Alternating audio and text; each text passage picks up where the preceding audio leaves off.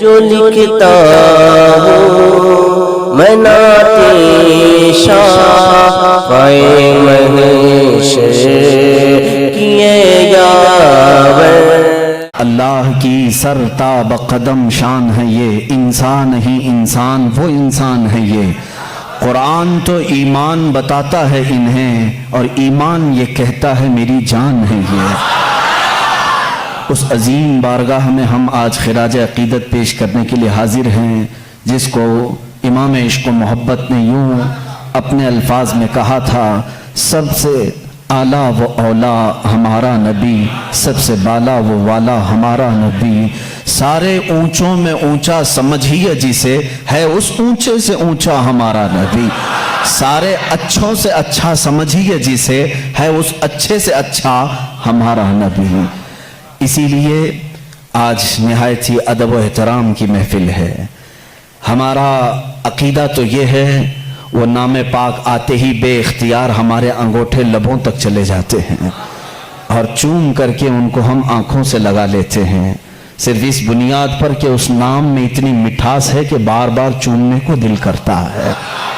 اس رسول گرامی وقار صلی اللہ تعالیٰ علیہ وسلم کی بارگاہ میں ہم آج خراج عقیدت پیش کرنے کے لیے حاضر ہیں، جن کی تعریف لکھتے لکھتے قلم ٹوٹ گئے، جن کی تعریف بیان کرتے کرتے زبانیں سوکھ گئیں، جن کی مدح و ثنا میں عشاق، شاعران بلبلان باغ یا انادیل اندلیب گلشن رسالت اور دیگر جتنے بھی محبت کرنے والے ہیں، ان کی زندگیاں ختم ہو گئیں، اور انہوں نے اخیر میں جا کر کے ایک ہی جملہ کہا: لا يمكن الثناء كما كان حقه بعد از خدا بزرگ توئی قصہ مختصر۔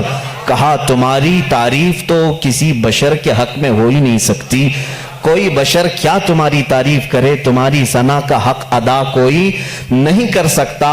خلاصہ یہ ہے، حاصل کلام یہ ہے، خدا کے بعد اگر کوئی مرتبہ ہے تو یا رسول اللہ وہ آپ کا ہے۔ اسی کو امام عشق و محبت بریلی کے تاجدار نے یوں کہا: لیکن رضا نے ختم سخن اس پہ کر دیا، خالق کا بندہ خلق کا آقا کہوں تجھے۔ وہ خالق کا بندہ ہے اور خلق کا آقا ہے، ایک ہی فیصلہ کیا ہے، خالق کا بندہ ہے اور خلق کا آقا ہے۔ یہی قرآن کہہ رہا ہے: قُلْ يَا أَيُّهَا النَّاسُ إِنِّي رَسُولُ اللَّهِ إِلَيْكُمْ جَمِيعًا۔ اے محبوب آپ فرما دیں تمام انسانوں سے۔ یہاں دیکھیں، توجہ کریں، قرآن میں یہ نہیں آیا یا ایھا الذین آمنوا، اے محبوب آپ کہہ دیں اے ایمان والو، نہیں، رب تعالیٰ فرماتا ہے اے رسول آپ فرما دیں کس سے؟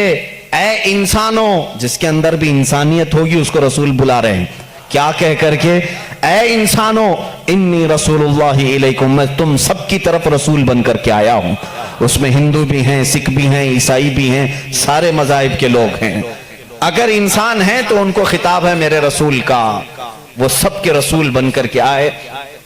اسی کو عزیزان گرامی مداحان رسول نے یوں کہا ہے: لیکن رضا نے ختم سخن اس پہ کر دیا، خالق کا بندہ خلق کا آقا کہوں تجھے۔ اس لفظ پر توجہ رکھیں، وہ ہے خالق کا بندہ اور خلق کا آقا ہے۔ ایک جگہ پر اعلیٰ حضرت رضی اللہ تعالیٰ عنہ جا کر یوں ششدر رہ گئے، شش و پنج میں، یعنی اس کو ہم شش و پنج اس لیے میں کہہ رہا ہوں تفریح کے لیے آپ کے لیے، کہتے ہیں ایک اپنی نعت میں: ممکن میں یہ قدرت کہاں، واجب میں عبدیت کہاں۔ یعنی میں رسول کو خدا بھی نہیں کہہ سکتا اور عام بشر کہوں یہ بھی ان کے لیے مناسب نہیں، کیا کہوں؟ ممکن میں یہ قدرت کہاں، واجب میں یہ عبدیت کہاں۔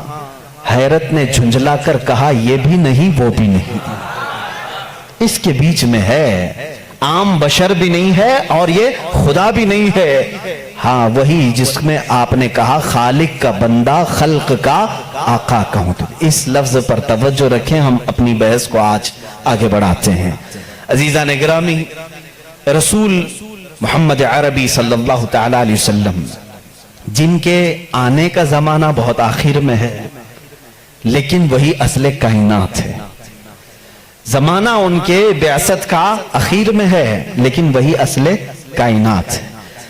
اب یہاں پر کچھ لوگوں کو مجھے سمجھا کر کے آگے بڑھنا ہوگا۔ جس کو اقبال نے کہا ہے وہی اول وہی آخر وہی یاسین وہی طٰہٰ وہی فرقان. ان کا ایک شعر ہے طویل ہے کہ قرآن میں جہاں یاسین آیا ہے، طٰہٰ آیا ہے یا فرقان آیا ہے، سب سے مراد یہ محمد عربی کی ذات ہے، اور وہ اول بھی ہیں اور آخر بھی ہیں. ایسا کیسے ہو سکتا ہے؟ کوئی ایک شخص شروع میں بھی ہو اور آخر میں بھی، ایسا کیسے ہوتا ہے؟ محمد عربی صلی اللہ علیہ وسلم اول بھی ہے آخر بھی ہے، ایسا کیسے؟ اس کو تو بعض حدیثوں سے آپ نے سنا بھی ہوگا. میرے آقا صلی اللہ تعالیٰ علیہ وسلم نے فرمایا بھی ہے کنت نبیا وآدم بین الماء والطین، میں اس وقت بھی نبی تھا جب آدم علیہ السلام کو مٹی اور پانی سے گوندھا جا رہا تھا، اس وقت بھی وہ نبی تھے. وہ اول ہیں اور آنے میں آخر ہیں. اب یہاں پر مجھے عقلی دلیل کے اعتبار سے آپ کے سامنے، آپ کے میدان میں اترتا ہوں. کبھی کبھار کوئی چیز اخیر میں آتی ہے وہ اہم ہوتی ہے، کبھی پہلے ہوتی ہے وہ اہم ہوتی ہے، لیکن ایک چیز ایسی ہے وہ پہلے ہے تو بھی اہم ہے، آخر میں ہو تو بھی اہم ہے. وہ کیا چیز ہے؟ کسانی کرنے والے اچھی طرح سے جانتے ہیں. ہم مارکیٹ میں جا کر کے ایک بیج لے کر کے آئے، بیج لے کر کے آئے اور اس کو زمین میں بونا ہے. کام تو یہی ہے نا، زمین میں اگر بیج نہ ہو تو پودا نہیں، زمین میں اگر بیج نہ ڈالیں تو اس کی کوئی شاخ نہیں، جڑ تو لگانی پڑے گی. ہم بیج لے کر کے آئے، زمین میں ڈالے، یہی اصل ہے بیج، یہی اصل ہے. درخت کی اصل کیا ہے؟ یہ بیج ہے. ہم نے بیج زمین میں بو دیا، پودا نکلا، اس کے بعد بڑھتا گیا، فصلیں ہونے لگی. جب جوان ہوا تو ڈالیاں تھوڑی مضبوط ہوئی، پھر اس کے بعد اس کی شاخیں پھیلی، پھر جوان ہوا اور بڑی عمر کا ہوا. اب اس میں پتے پھیلنے لگے. جب بڑا ہو گیا درخت تو اب اس میں پھول آئے، پھول آنے کے بعد پھر پھل آئے، اور پھر پھل کے بعد ہم نے دیکھا جو بیج زمین میں بویا تھا آخر میں پھل میں وہی بیج نکل آیا، پھر وہی بیج آیا. پھلی کو آپ کسی پھلی کے دانے کو زمین میں بوتے ہیں، اس کو بونے کے بعد جب پودا نکلتا ہے پھر اس سے شاخیں ہوتی ہیں. اس کا مطلب یہ ہوا کہ بیج اصل ہے پودے کو اگانے کے لیے، پتے بھی اسی بیج سے ہیں، پھول بھی اسی بیج سے ہیں، اور اس کی شاخ کی ساری ہریالی اسی بیج سے ہے. لیکن یہ درخت اختتام کہاں پر ہوتا ہے؟ جب پھل دیتا ہے. پھل دینے کے بعد پھر آخر میں وہی بیج دیتا ہے جو تم نے زمین میں بویا تھا. اس کا مطلب یہ ہوا کہ بیج اول میں ہو تو بھی اہمیت کا حامل ہے، آخر میں آئے تو بھی اہمیت کا حامل ہے. اسی طرح محمد عربی صلی اللہ تعالیٰ علیہ وسلم کی ذات ہے کہ سارے انبیاء آدم علیہ السلام سے لے کر عیسیٰ علیہ السلام تک جو سلسلہ ہے یہ اسی بیج کے شاخیں ہیں. کوئی اس میں سے پھول ہے، کوئی اس میں سے ہریالی ہے، کوئی اس میں سے اس کی پتے ہیں، اور اخیر میں آنے والا وہی محمد رسول اللہ صلی اللہ تعالیٰ علیہ وسلم جس کو اللہ نے شروع میں ہی رکھا تھا. وہ اصل کائنات ہے، مقصد کائنات ہے، کائنات کی وجہ اصل ہے. عزیزان گرامی، اس فلسفے کو اپنے ذہن میں رکھ کر کے اب میں ایک عالمی بات کرنے کے لیے آیا ہوں. جب اس رسول کے بارے میں ہم اتنی بڑی بات کہتے ہیں وہی اول ہے وہی آخر ہے، اور خدا کے بعد محمد عربی صلی اللہ علیہ وسلم اور خدا کے درمیان کوئی تیسرا مقام نہیں ہے. اللہ رب العزت کے بعد دنیا میں اگر کوئی مقام ہے تو وہ صرف رسول پاک کا ہے. باقی سارے انبیاء اکرام علیہ السلام سب نبی ہیں، لیکن بعد محمد عربی صلی اللہ علیہ وسلم میرے آقا صلی اللہ علیہ وسلم کی فضیلت کے بعد ہی ہیں، وہ افضل الرسل ہے. جب ہم اتنی بڑی بات کرتے ہیں تو کیا وہ رسول صرف مکہ والوں کے لیے آئے تھے؟ کیا وہ رسول صرف عربی لوگوں کے لیے تھے؟ کیا وہ رسول صرف ان کے ارد گرد رہنے والوں کے لیے آئے تھے؟ نہیں میرے عزیزوں، قرآن کہتا ہے وَمَا أَرْسَلْنَاكَ إِلَّا كَافَّةً لِلنَّاسِ بَشِيرًا وَنَذِيرًا. اے رسول، ہم نے سارے انسانوں کے لیے آپ کو بشیر و نذیر بنا کر بھیجا ہے. سارے انسانوں کے لیے، چاہے وہ امریکہ کا رہنے والا ہو، UK کا ہو، افریقہ کا ہو، کسی بھی جگہ کا ہو، کسی بھی جگہ کا ہو، انسان اگر ہے تو اس انسان کی طرف میرا نبی رسول بن کر آیا ہے. اس رسول کا آنے کا مقصد صرف مکہ نہیں ہے، ایک علاقہ نہیں ہے، ایک شہر نہیں، ایک ملک نہیں، بلکہ وہ آفاقی رسول ہے. اس سے پہلے جتنے بھی رسول آئے ان کو ان کی قوم کا رسول بنا کر بھیجا گیا تھا. وَمَا أَرْسَلْنَا مِن رَّسُولٍ إِلَّا بِلِسَانِ قَوْمِهِ. اللہ فرماتا ہے ہم نے جس رسول کو بھی بھیجا ہے ان کو اپنی قوم کی زبان کے ساتھ بھیجا اور ایک خاندان کے لیے بھیجا, یا کبھی ایسا ہوا کہ ایک ملک کے لیے بھیجا, ایک گاؤں کے لیے بھیجا. لیکن رسول کریم صلی اللہ تعالی علیہ وسلم کی آمد پوری کائنات کے لیے, پوری کائنات کے لیے. اب اس میں ایکسپشن کچھ بھی نہیں ہے. کائنات میں آدم علیہ السلام بھی آئے اور ان کے بعد جتنے نبی آئے وہ بھی شامل ہوئے, اور قیامت تک پیدا ہونے والے جتنے انسان ہیں وہ سب شامل ہوئے, سب اس کائنات میں آئے. اب کائنات میں صرف انسانوں کے لیے وہ رسول نہیں آئے بلکہ ملائکہ کی جتنی لمبی فہرست ہے ان کے لیے بھی وہ رسول ہے, اور پھر اللہ رب العزت کے جتنی مخلوقات ہیں ان سب کے لیے بھی وہ رسول ہے. ایک ذات ہے اتنی تکمیل پائی ہوئی, اتنی کامل کہ اس کی تعریف بیان کرتے کرتے زبانیں سوکھ جائیں گی. میں اگر رسول کریم صلی اللہ تعالی علیہ وسلم کی رسالت کس کس کے لیے ہے یہ ٹاپک لے کر چلوں شاید پتہ نہیں کتنے سالوں لگ جائیں. وہ تو پرندوں کے لیے بھی رسول ہے, جانوروں کے لیے بھی رسول ہے. پرندوں کے لیے کیسے رسول ہے ایک الگ ٹاپک ہے, وہ جانوروں کے لیے کیسے رسول ہیں وہ الگ ٹاپک ہے. وہ جنات کے رسول ہیں ان میں کیا تبلیغ کریں گے ان کے لیے الگ رسول ہے, الگ ایک ٹاپک ہے. میرے عزیزو اتنا ہی نہیں وہ نبیوں کے بھی رسول ہیں. اسی لیے تو قرآن نے چوتھے پارے میں وعدہ لیا ہے نبیوں سے, وَإِذَا أَخَذَ اللَّهُ مِيثَاقَ النَّبِيِّينَ لَمَا آتَيْتُكُم مِّن كِتَابٍ وَحِكْمَةٍ ثُمَّ جَاءَكُمْ رَسُولٌ مُصَدِّقٌ لِّمَا مَعَكُمْ لَتُؤْمِنُنَّ بِهِ وَلَتَنصُرُنَّهُ. قرآن کہتا ہے یہ سورہ نساء میں, اللہ سورہ آل عمران میں اللہ تعالیٰ یوں فرماتا ہے یاد کرو اس وقت کو جب سارے نبیوں کی روحوں کو جمع کر کے اللہ نے ایک وعدہ لیا تھا. جتنے بھی نبی دنیا میں آنے والے تھے ان سب نبیوں کی روحوں سے اللہ نے وعدہ لیا تھا. کس بات کا وعدہ؟ اللہ تعالیٰ ان سب سے وعدہ لیتا ہے کہ میرا ایک آخری رسول آئے گا, اگر وہ تمہارے زمانے میں آ جائے تو تم سب کے سب اس پر ایمان لاؤ گے اور اس کی مدد کرو گے. لَتُؤْمِنُنَّ بِهِ وَلَتَنْصُرُنَّهُ. تم ضرور اس کی مدد کرو گے اور اس پر ایمان لاؤ گے. پھر کسی اور کی شریعت اس کے ہوتے ہوئے نہیں رہے گی. وہ رسول آ جائیں تو پھر ساری شریعتیں ختم ہوں گی, صرف شریعت مصطفیٰ چلے گی. اسی لیے تو ایک بار حضرت عمر فاروق رضی اللہ تعالیٰ عنہ تورات پڑھ رہے تھے حضور کے سامنے, حضرت ابو بکر بھی بیٹھے تھے رضی اللہ تعالیٰ عنہما. تو حضور صلی اللہ تعالیٰ علیہ وسلم کا چہرے کا رنگ بدل رہا تھا, ناراضگی کے آثار نظر آ رہے تھے. حضرت عمر دیکھ ہی نہیں رہے تھے, وہ پڑھے جا رہے تھے. تورات کس کی کتاب ہے؟ موسیٰ علیہ السلام پر اتری ہے, مقدس کتاب ہے. حضور اکرم صلی اللہ تعالیٰ علیہ وسلم کے اس جلال کے اثر کو صدیق اکبر رضی اللہ تعالیٰ عنہ نے بھانپ لیا. حضرت عمر کو انہوں نے زور سے کہا اے عمر دیکھتے نہیں رسول کریم صلی اللہ تعالیٰ علیہ وسلم کی ناراضگی کو؟ حضرت عمر نے کتاب بند کر دی, کہا یا رسول اللہ صلی اللہ علیہ وسلم اس کتاب کی تصدیق تو ہمارا قرآن بھی کرتا ہے کہ تورات آئی تھی, جگہ جگہ قرآن میں تورات کا ذکر ہے, یہ موسیٰ علیہ السلام پر اتری تھی اور اللہ کی کتاب ہے, وہی تو میں پڑھ رہا تھا. رسول پاک صلی اللہ تعالیٰ علیہ وسلم نے فرمایا اے عمر جس پر یہ کتاب اتری وہ کون ہے؟ موسیٰ علیہ السلام. اگر موسیٰ علیہ السلام بھی آج زندہ ہوتے تو وہ تورات نہیں قرآن پڑھ رہے ہوتے. ان کے پاس اس بات کے علاوہ کوئی اور دوسری گنجائش نہیں تھی کہ وہ صرف اور صرف مجھ پر ایمان لائیں اور قرآن پر عمل کریں اگر وہ زندہ ہوتے. اس کا مطلب یہ ہوا کہ یہ رسول انبیاء اکرام اور رسولوں کا بھی رسول ہے. اب یہاں پر میں تھوڑی سی باتیں آپ کو الگ انداز میں لے کر کے چلوں گا تاکہ میرے مخاطب اس زمانے میں بہت دوسرے لوگ بھی ہیں.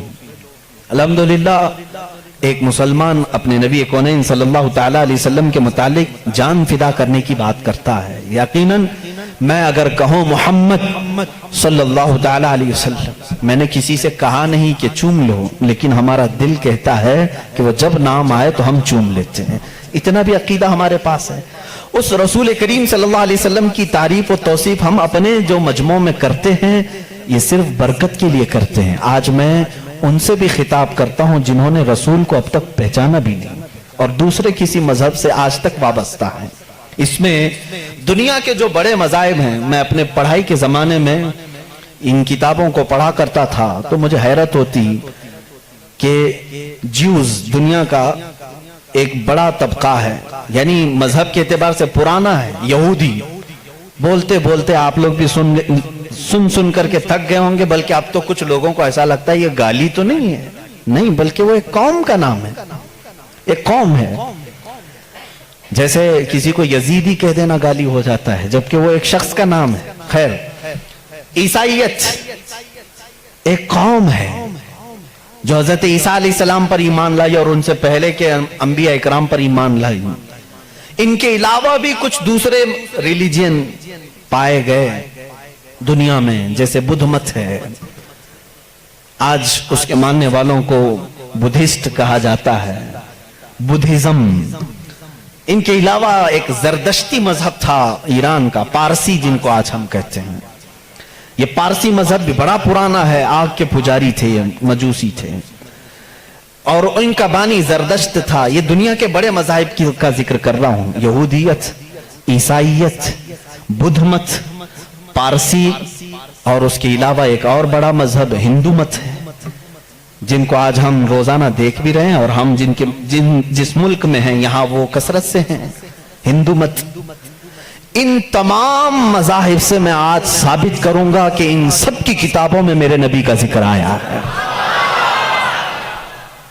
जिसके मुतालिक ये खुद आज तक पढ़ नहीं पाते या पढ़ करके जानबूझ के छुपा लेते हैं। अगर थोड़ा बहुत शुद्ध बुद्ध रखता हो कोई भी यहूदी या ईसाई या हिंदू या पारसी या बुद्ध, मैं उसको दावत सुखन दूंगा कि जाकर फिर से वेरिफिकेशन कर लेना मेरी बातों को, आया हमारी किताबों में ये बातें हैं, और अगर हैं तो हमारे पंडितों ने छुपाया क्यों है, और अगर हैं तो हमें क्या करना चाहिए। मैं शुरू से चलता हूं। यहूदी जो मजहब है, नाम जो है आप यहूदी सुनते हैं, ये दरअसल हजरत याकूब अलैहिस्सलाम के 12 बेटे थे, उनमें से बड़े बेटे का नाम यहूदा था। याकूब अलैहिस्सलाम नबी हैं अल्लाह के, जिनका नाम इब्रानी जुबान में इस्राइल है, इसराइल। उनके बेटों को बनी इसराइल कहते हैं। वो 12 बेटे थे याकूब अलैहिस्सलाम के, उन्हीं में से एक बड़े बेटे यहूदा थे, या बीच में कोई एक बेटे का नाम यहूदा था। उसी नाम से जो भी बनी इसराइल होता उसे यहूदी कहा जाने लगा। यहूदी एक कौम का नाम हो गया। वो अब उसको इंग्लिश में ज्यूज कहते हैं आज, ज्यूज। ये दुनिया की शरीर कौम है, बड़ी शरीर कौम है। पहले ये लोगों ने नबियों का कत्ल किया है। इनके बारे में क्योंकि मैं वही बातें कर रहा हूं जो कुरान कह रहा है। अगर आप कहेंगे बहुत कट्टरपंथी हो जाएगी तो फिर कुरान को भी बंद करना पड़ेगा। कुरान कहता है यक़्तुलून नबिय्यीन बिग़ैरि हक़, ये ना हक नबियों का कत्ल करते थे। जब कुरान उनकी बातें बयान कर रहा है तो मैं क्यों ना बयान करूं। ये शरीर कौम थे, हक बात को कभी तस्लीम नहीं करते थे।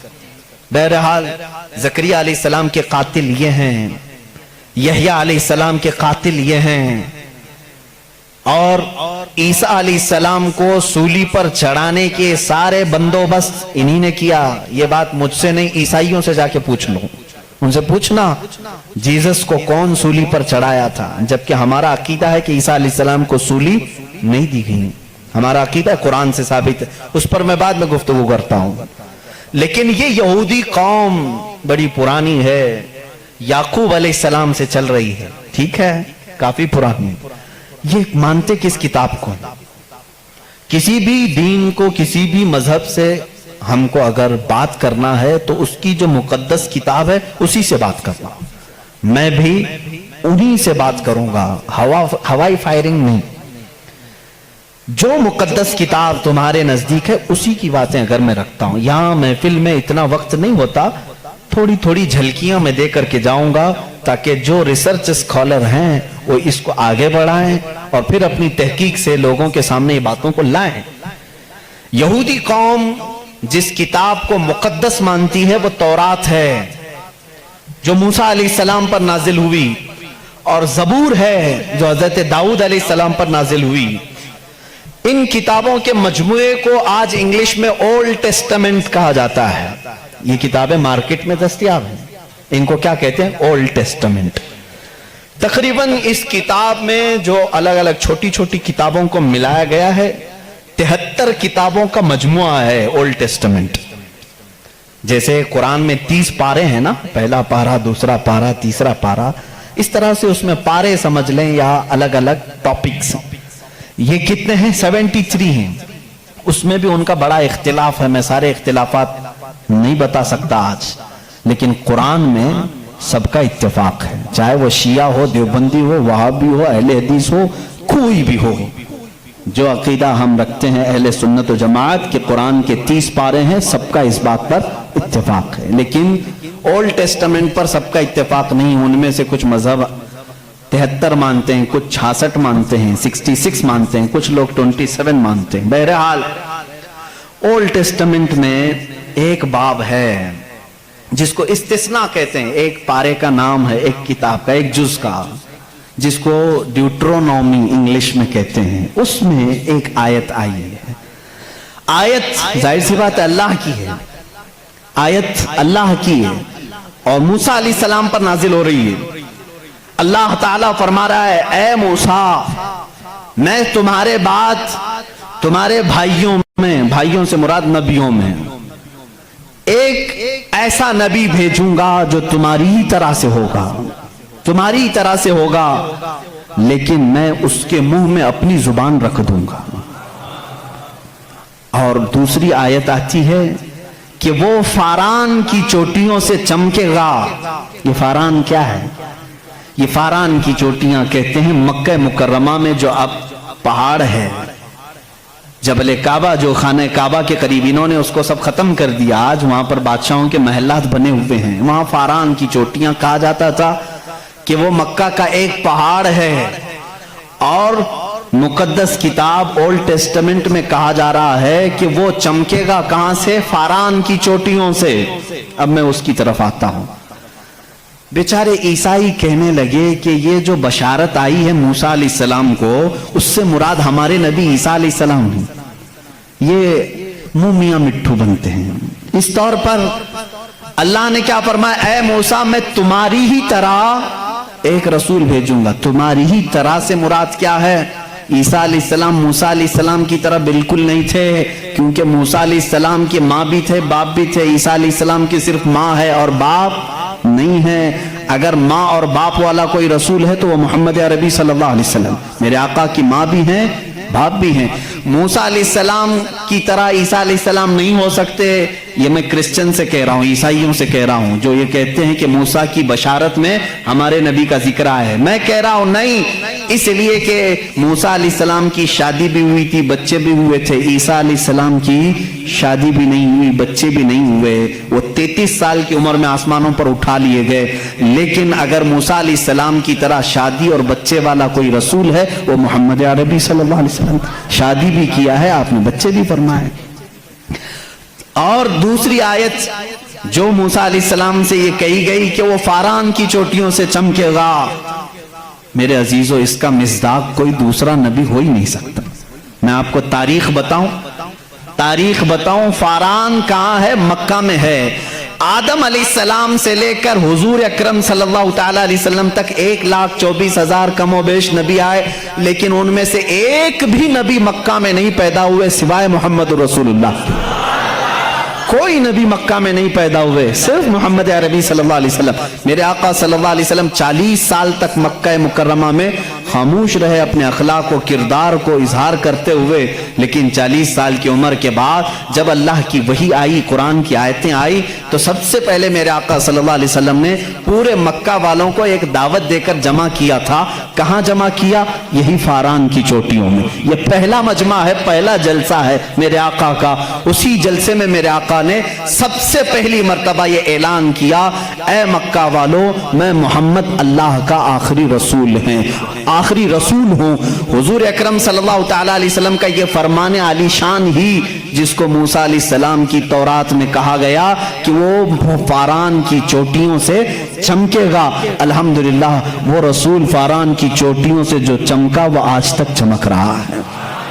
چمک تجھ سے پاتے ہیں سب پانے والے، میرا دل بھی چمکا دے چمکانے والے، برستا نہیں دیکھ کر ابر رحمت، بدوں پر بھی برسا دے برسانے والے۔ یا رسول اللہ میں مجرم ہوں آقا، مجھے ساتھ لے لو کہ رستے میں ہیں جا بجا تھانے والے ہیں، ہمارے تو روڈ پر ہی ہیں۔ بہرحال یا رسول اللہ ہم کو اپنے ساتھ لے لیں، جا بجا ہیں تھانے والے، تھانے والے تو سمجھتے ہوں گے، اعلیٰ حضرت نے شعر میں ذکر فرمایا۔ بہرحال ایک اولڈ ٹیسٹمنٹ کی ایک ہی بات میں نے کہی، جیوز سے یہ پوچھیں جا کر کے کہ یہ ذکر آیا ہے موسیٰ کے بعد ایک نبی آنے والے، وہ کون سے نبی ہیں؟ ان کی یہ صفت بیان کی گئی ہے ڈیوٹرونومی استثناء میں، اولڈ ٹیسٹمنٹ میں یہ ذکر آیا ہے، وہ کون ہے، وہ کون سا رسول ہے، آخر تم ہی بتا دو۔ وہ آج تک نہیں بتائیں گے، وہ کہتے ہیں کہ شاید آنے والا ہے، اس رسول کے بعد اب کون اور آنے والا ہے، اب کون آنے والا ہے؟ چلو اس کو نہیں مانتے، دوسری بات میں کہتا ہوں، سلیمان علیہ السلام کو بھی یہ بہت مانتے ہیں۔ کون؟ جیوز، یہودی، جن کو انگلش میں سولومن کہا جاتا ہے، سولومن، حضرت سلیمان علیہ السلام کو یہ سولومن کہتے ہیں۔ ایک کتاب یہودیوں کے پاس اور مقدس ہے، songs of Solomon. Songs of Solomon کا مطلب حضرت سلیمان علیہ السلام جو مناجات کرتے تھے اللہ کی بارگاہ میں، وہ اشعار ہوتے تھے عبرانی زبان کے، جیسے ہم کہتے ہیں یا الہی رحم فرما مصطفیٰ کے واسطے، یہ دعا ہے نا۔ سلیمان علیہ السلام اس طرح دعائیں جو کرتے تھے وہ سارے انہوں نے اس کو سانگس کہا ہے، اور اس کو جمع کیا گیا ہے سانگس آف سولومن نام سے۔ اس میں تو شک کی گنجائش ہی نہیں، شک کی گنجائش ہی نہیں، کیونکہ حیرت اس بات کی ہوگی وہ عبرانی زبان جس کو آج ہیبرو کہتے ہیں، اسرائیل میں آج بھی بولی جاتی ہے۔ یہ اسرائیل جو دیکھ رہے نا آپ، جو ناسور ہے، کینسر کا پھوڑا ہے پورے دنیا کے بیچ میں، یہی اسرائیل کی بات میں کر رہا ہوں۔ یہ آج بھی جو بولی بولتے ہیں وہ ہیبرو ہے، ہیبرو اس کو عبرانی کہتے ہیں۔ اس زبان میں آج بھی سانگس آف سولومن، حضرت سلیمان علیہ السلام کے مناجات میں یہ لکھا گیا ہے، سب سے پیارا، سب سے مبارک، سب سے شان والا، جس کی اللہ کے ہاں پہنچ ہے، جس کی اللہ کے ہاں مرتبت ہے، اس کا نام محمد ہے۔ یہ کون کہتا تھا؟ سلیمان علیہ السلام۔ اور نام لفظ محمد آج بھی موجود ہے عبرانی زبان میں، آج بھی لفظ محمد، اور اس کے ساتھ لفظ ام آیا ہے۔ ام کہتے ہیں بڑا محترم شخص جس کی سارے لوگ عزت کریں، سلیمان علیہ السلام کہتے ہیں وہ ام ہے، ام ہے۔ ام کا مطلب ہیبرو میں ہے سب سے زیادہ عزت والا، اور سلیمان علیہ السلام نے وہ کر کے بھی دکھایا۔ وہ تخت پر جو بیٹھتے تھے سلیمان علیہ السلام، اس تخت کو جب آپ حکم دیتے ہواؤں میں اڑ تو وہ اڑنے لگ جاتا، جہاں کا آپ کو سفر کرنا ہوتا آپ سفر کرتے تھے۔ اور وہ تخت ایسا نہیں کہ ایک اڑن تشتری ہے چھوٹی سی، بلکہ اتنا بڑا تخت تھا کہ آپ کے دائیں جانب 500 نبی اس زمانے کے بیٹھتے تھے، بائیں جانب 500 اولیاء امت بیٹھتے تھے، اور وہ تخت جب اڑتا آسمانوں پر ہواؤں کو اللہ نے ان کے لیے مسخر کر دیا تھا، اور وہ جس طرف حکم کرتے اڑتا تھا۔ ایک مرتبہ یہ بھی اسرائیلی روایات میں بھی موجود ہے، سلیمان علیہ السلام اڑتے ہوئے جا رہے تھے، یہی تخت پر بیٹھے ہوئے، اچانک آپ نے تخت کو نیچے اترنے کا حکم دیا اور سارے لوگوں سے کہا پیدل چلو۔ تخت اٹھا کر لے جایا گیا، پیدل چلنے لگے، بہت لمبا عرصے تک، لمبی مسافت پیدل چلنے کے بعد پھر آپ سوار ہوئے، پھر سب کو سوار کر لیا، پھر ہوا کو کہا کہ اس تخت کو اڑا لے جائے فلاں سمت میں۔ مصاحبین نے پوچھا اتنا لمبا، یہ اتنی لمبی مسافت آپ نے پیدل چلایا، صرف ورزش کرانے کے لیے نہیں؟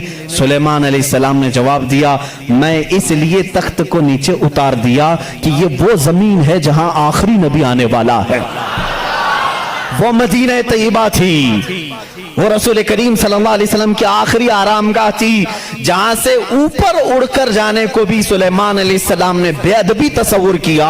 और इसीलिए वो अपने सॉन्ग्स में यानी अपने मुनाजात में जो हुजूर सल्लल्लाहु अलैहि वसल्लम के साथ लफ्ज जिक्र करते हैं वो लफ्ज इम है, यानी दुनिया जिसकी सबसे ज्यादा एहतराम करे वो मोहम्मद अरबी सल्लल्लाहु अलैहि वसल्लम है। आओ ज्यूस, आओ यहूदियों, पढ़ो इस चीज को कि मोहम्मद अरबी सल्लल्लाहु अलैहि वसल्लम का जिक्र सुलेमान अलैहिस्सलाम ने किया है, मूसा अलैहिस्सलाम ने किया है। अब आते हैं, ये थोड़ी सी झलक है ईसाइयों के इस दीन में जिसको आप क्रिश्चियनिटी कहते हैं, क्रिश्चियन हैं। इन लोगों का क्या दीन है, क्या मजहब है, इंट्रोडक्शन के लिए बड़ा वक्त लग जाएगा। ईसा अलैहिस्सलाम के ये पैरोकार हैं। ईसा अलैहिस्सलाम को ये जीसस कहते हैं और उसको यसू मसीह भी कहा जाता है उर्दू में, जीसस। लेकिन ईसाई बाद में चल करके गुमराह हुए, शुरू के ईसाई गुमराह नहीं थे। ईसा अलैहिस्सलाम आए दुनिया में अल्लाह के रसूल बनकर, और जिन लोगों को भी ईसा अलैहिस्सलाम ने तबलीग की वो हक की तबलीग थी, अल्लाह एक है, मैं उसका नबी हूं। लेकिन बाद में चल करके हुआ क्या, कुछ ईसाई गुमराह हुए। इनको गुमराह करने वाले भी यहूदी थे। यहूदी ईसा अलैहिस्सलाम को मानते नहीं थे, वो गालियां देते थे। हजरत ईसा अलैहिस्सलाम के मुतालिक बुरे बुरे जुमले कहते थे क्योंकि वो बगैर बाप के पैदा हुए, लेकिन वो अल्लाह की मशीयत थी, हुक्म था। लेकिन मरियम, सैयदा बीबी मरियम जिनको अजरा कहा गया है, उनको किसी मर्द ने छुआ नहीं, कभी जिंदगी में छुआ नहीं, लेकिन फिर भी वो हमला हुई, किसी मर्द से नहीं, किसी ने उनको टच नहीं किया। अल्लाह रब्बुल इज्जत ने जिब्राइल अलैहिस्सलाम को सिर्फ हुक्म दिया, फूंक मारो। जिब्राइल अलैहिस्सलाम ने फूंक दिया और वह हमला हुई। इसीलिए ईसा अलैहिस्सलाम को रूहुल्लाह कहा जाता है, रूहुल्लाह कहा जाता है, वह अल्लाह की निशानी है। लेकिन बाद के ईसाई गुमराह हुए, ये क्या कहने लगे, नहीं, इनमें आकर के भी इन्होंने ही शरपसंदी फैलाई है यहूदियों ने, कि नहीं, ईसा जो है वो दर हकीकत खुदा का बेटा है, मरियम खुदा की बीवी है और ईसा बेटे हैं। इसलिए कुछ लोग ट्राइनिटी के कायल हो गए, तसलीस जिसको कहते हैं, तीन खुदाओं को मानना, ये ईसाइयों के दीन में आ गया।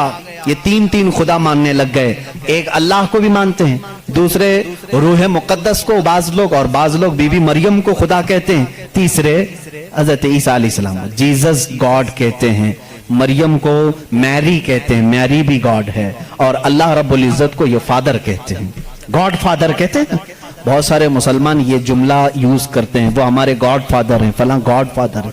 हरगिज ना इस्तेमाल करें, अल्लाह को बाप कहना इस्लाम में जायज ही नहीं। लम यलिद वलम यूलद, ना उससे कोई पैदा हुआ ना वो किसी से पैदा हुआ, हमारा अकीदा ये। लेकिन ईसाई बाद में गुमराह हुए और वो तीन खुदाओं का अकीदा रखने लग गए। अब मैं आकर के चलता हूं आगे। ईसाइयों को अगर मैं बताऊं कि तुम्हारे दीन में असल बात क्या है जो ईसा अलैहिस्सलाम कह गए, जो आज तुम नहीं कर रहे हो, वो सिर्फ यही बात है। ईसा अलैहिस्सलाम अपने हवारियीन से कहते हैं, मैं तुम्हें एक जरूरी बात सुनाता हूं जिसको सुनना जरूरी है। इसका हवाला भी मैं दे दूं, ये कहां है, ये बात कहां है, क्योंकि मेरी बातों का हो सकता है रीवेरिफिकेशन हो, क्रॉस वेरिफिकेशन हो, और मालूमात करने के लिए मैं आपको हवाला देता हूं, रेफरेंस देता हूं। ईसाइयों की जो मुकद्दस किताब है उसको न्यू टेस्टामेंट कहते हैं, बाइबल भी कहते हैं। ओल्ड टेस्टामेंट जो तौरात है, न्यू टेस्टामेंट जो बाइबल है। आप सबको ये नॉलेज होनी चाहिए, मालूमात हो। ईसाइयों की ये मुकद्दस किताब बाइबल, ये एक नहीं है, ये चार है, चार हिस्से हैं इसके, क्योंकि ईसा अलैहिस्सलाम के चार शागिर्दों ने लिखा है। बाइबल के चार नुस्खे आज भी मार्केट में हैं। बाइबल मत्ती की जिसको मैथ्यू कहते हैं इंग्लिश में, बाइबल लोका की जिसको लोक्यो कहते हैं, बाइबल मिरकस की जो अरबी में मैं कह रहा हूं उसको मार्क्यूस कहते हैं, और यूहन्ना की जिसको जॉन कहते हैं, जैसे जॉन जोसेफ कहते हैं, जॉन इब्राहिम को अब्राहम कहते हैं। ये तमाम वही अल्फाज हैं जिनको इंग्लिश में तब्दील कर दिया गया है। बात बहुत सूखी तो नहीं हो रही है आपके लिए, ये नॉलेज की जरूरत है, मैं इल्म के लिए ये बात जरूर आज करना चाहता हूं। मोहम्मद हमारे बड़ी शान वाले हैं। मेरे आका सल्लल्लाहु ताला अलैहि वसल्लम का तज़किरा आखिर अल्लाह ताला पुरानी किताबों में कैसे नहीं करेगा? वही अव्वल हैं, वही आखिर हैं, तो अव्वल हमेशा से वो उसकी का वजूद दुनिया में रहेगा ही रहेगा। तो बाइबल के ये जो 4 नुस्खे हैं, अब इन चारों नुस्खों में से मैं सबकी बात नहीं करूंगा। जो बाइबल यूहन्ना की है, जिसको जॉन कहते हैं, जॉन जो बाइबल है उसके अंदर ये तहरीर है, ये आयत है जिसमें ईसा अलैहिस्सलाम कह रहे हैं, ऐ मेरे हवारियों, ऐ मेरे चाहने वालों, मैं तुम्हें एक वसीयत करके जा रहा हूं, वो करना मुझे तुम्हारे लिए जरूरी है कि मेरे बाद एक रसूल आएगा जो तुम्हारी मदद करेगा। लोग मुझ पर इल्जाम लगाएंगे, वो मेरी पाकी बयान करेगा। लोग मेरी माँ को बुरा कहेंगे, वो मेरी माँ को ताहिरा कहेगा, पाकीज़ा कहेगा। और मेरे बाद एक नबी आएगा, तुम सब उसके इंतजार में रहना और उसके इंतजार में रहना और उसके ताउन में रहना। लोगों ने पूछा, हम उसको कैसे पहचाने? उसको कैसे पहचाने? वो कहां से आएगा, कैसे आएगा? ईसा अलैहिस्सलाम ने वो भी हल्का कर दिया और कहा, उसकी एक अलामत ये है, जब तक मैं दुनिया से जाऊंगा नहीं वो आएगा नहीं। जब तक मैं दुनिया से जाऊंगा नहीं वो आएगा नहीं। पूछा क्यों? कहा इसलिए कि उसके जमाने में दूसरा कोई नबी होगा ही नहीं, क्योंकि वो खातमुन नबीयीन। अल्लाह अल्लाह, इन ईसाइयों से कादियानियों को सीखना चाहिए। उनका अकीदा तो ये था। ईसा अलैहिस्सलाम ये अपने हवारियीन से कह रहे हैं, जॉन बाइबल की किताब, इसमें ये तहरीर मौजूद है, ये इबारत मौजूद है। और उसमें लोगों ने पूछा, हम उसको कैसे पहचाने, क्या है उसकी निशानियां, क्या हैं? तो एक यूनानी वर्ड है, आज भी बाइबल में है, पेरिक्लेटोस नाम से, इंग्लिश में इसको पेरिक्लेटोस कहते हैं। ये लफ्ज आज भी किताबों में मौजूद है, आज भी है। और इन जालिमों ने उसका तर्जुमा अलग अलग किया। ईसा अलैहिस्सलाम ने कहा था कि वो पेरिक्लेटोस होगा, तुम उसको पहचानोगे। तो इसका तर्जुमा ये लोग करते हैं वो ऐसा होगा वैसा होगा, बल्कि हकीकत में ये यूनानी वर्ड का तर्जुमा होता है निहायत ही रहम दिल, बल्कि हर इंसान के लिए वो रहमत होगा, हर इंसान के लिए रहमत होगा। बल्कि उसके तर्जुमे में, पेरिक्लेटोस के तर्जुमे में कहा गया है, जो जानवरों से भी अच्छा सलूक करे, जो कायनात की हर चीज से अच्छा सलूक करे, उसे पेरिक्लेटोस कहा जाता है। अब इसका मिस्ताक कुरान की आयत में है, वमा अरसलनाका इल्ला रहमतल लिल आलमीन। उस रसूल ही को अल्लाह ने रहमत कहा है, जिसको ईसा अलैहिस्सलाम की उस बाइबल में कहा गया पेरिक्लेटोस होगा, वो रहमत होगा।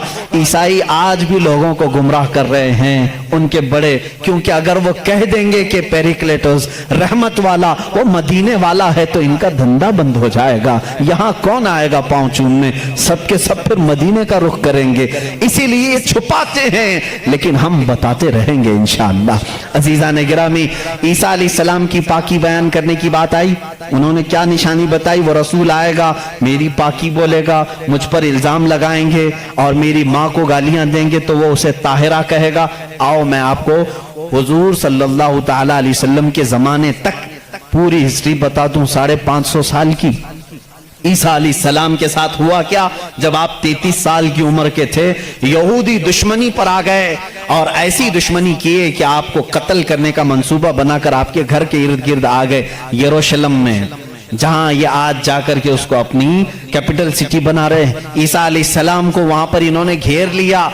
रात के वक्त ईसा अलैहिस्सलाम अकेले थे अपने घर में, अपने शागिर्दों को जो जो तालीम देनी थी सब दे करके भेज दिया। और हजरत ईसा अलैहिस्सलाम ने कह भी दिया था, अब मैं तुमसे मुलाकात नहीं करूंगा, क्योंकि उन्हें भी पता था कि अब क्या होने वाला है। रात के वक्त यहूदी घर के अतराफ जमा हैं। उसके बाद एक यहूदी को उन्होंने भेजा कि जा अंदर देख कर क्या ईसा है कि नहीं है। वो अंदर गया। मेरे रब की हिकमत देखें, अल्लाह ताला ने ईसा अलैहिस्सलाम को उसी वक्त आसमानों पर उठा लिया और जो अंदर आया था उसको ईसा अलैहिस्सलाम की शक्ल दी थी। जो ढूंढने आया था ईसा अलैहिस्सलाम की आधी शक्ल, चेहरे से लेकर या पेट तक की शक्ल उसको अल्लाह ने दे दी। अब बहुत देर तक वो बाहर नहीं आया, तो बाहर जो कत्ल के मंसूबे से खड़े थे उन्होंने कहा उसका क्या इंतजार करें, हमला करो। حملہ کرو, دھاوا بول دو, گھر پر سب گھس گئے. اندر آئے تو جوش میں ہوتے, جیسے آتنکی جوش میں ہوتے ہیں, انہیں پتہ ہی نہیں رہتا کس کو مار رہے ہیں کس کو جلا رہے ہیں. یہ اندر آئے, دیکھا پلنگ پر عیسیٰ کی شکل ہے علیہ السلام, اس کو پکڑا اور قید کر کے لائے, اسے مارا اور لا کر کے سولی پر چڑھا دیا, اس کو پھانسی دے دی. کس کو پھانسی دی ہے؟ اب سب کو معلوم ہونا چاہیے. یہ عیسائیوں کو بھی معلوم نہیں تھا, یہودیوں کو بھی معلوم نہیں تھا کس کو پھانسی دی, کیونکہ یہ بتانے کے لیے اب کوئی نبی ہی تو آنا چاہیے. ہوا کیا تھا اندر گھر میں, ہوا کیا تھا, کون بتائے گا؟ یہودی جلدی سے پکڑ کر لا کر پھانسی تو دے دیے, لیکن بعد میں ان کو خود کو ٹینشن ہونے لگا کہ ہم نے عیسیٰ کو پھانسی دی تو ہمارا آدمی کہاں گیا؟ جس کو چیکنگ کے لیے بھیجا تھا وہ غائب ہی ہو گیا, وہ کہاں گیا؟